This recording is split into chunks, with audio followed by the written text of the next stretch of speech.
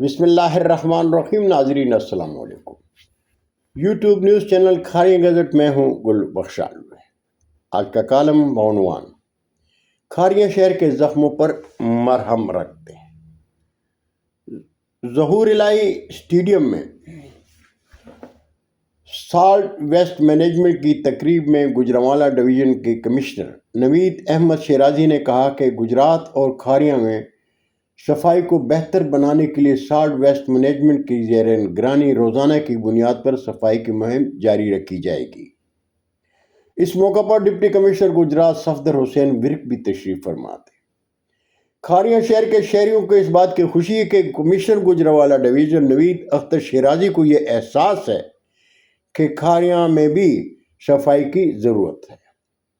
اندرون کھاریاں شہر کی حالت گلی محلوں اور بازاروں کی صفائی کے ذکر کی ضرورت اس لیے نہیں کہ بازاروں میں انجمن تاجران اور گلی محلوں میں میونسپل کمیٹی کے موروثی سابق ممبران خاموش ہیں۔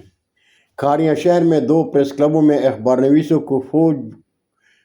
نویسوں کی فوج کو بھی شہر بھر میں صفائی کی ناگفتبے صورتحال نظر نہیں آتی۔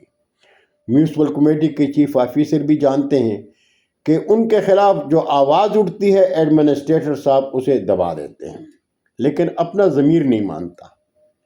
اس کے باوجود کہ دور حاضر کی حکمرانی میں صدائے حق کی آواز اٹھانے والے کو اٹھا لیا جاتا ہے۔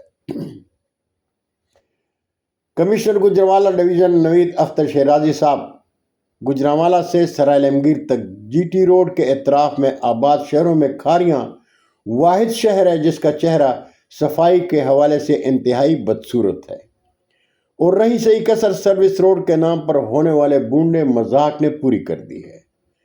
جی ٹی روڈ کے اطراف میں سیوریج نالے، سنگم پلازا بازار میں لگے میونسپل کمیٹی کے کھوکھوں کے نیچے شہر کا مرکزی نالہ بند ہے، جس کا گندا پانی رس رس کر گرلز کالج میں آتا ہے۔ کالج عمارت کے 2 اطراف میں زمین دلدل بن چکی ہے۔ نوید اختر شیرازی صاحب کھاریاں پریس کلب کا صدر ہوں۔ میری ذمہ داری ہے کہ کھاریاں کے بنیادی مسائل کی نشاندہی کروں۔ آپ سے درخواست گزار ہوں کہ ڈپٹی کمشنر گجرات صفدر حسین ورک کے ساتھ کھاریاں شہر کا دورہ کریں اور کھاریاں شہر کے زخموں پر مرہم رکھیں۔ ضلع گجرات کے شہری اپنے ڈپٹی کمشنر صفدر حسین ورک کی حسنی کارکردگی کے معترف ہیں، لیکن جانے کیوں وہ کھاریاں شہر میں شہریوں کے بنیادی حقوق کو نظر انداز کیے ہوئے ہیں۔ بہت شکریہ ناظرین، یہ تھا آج کا مختصر کالم۔ زندگی نے ساتھ دیا تو برقی رابطے میں پھر ملاقات ہوگی۔ جاتے جاتے ایک بار پھر درخواست کروں گا کہ میرے چینل کو سبسکرائب کریں، دوستوں کے ساتھ شیئر کریں اور چینل کی گھنٹی ضرور بجائیں۔ اجازت چاہوں گا۔ اللہ ہم سب کے پاکستان کا حامی و ناصر ہو۔ پاکستان زندہ باد۔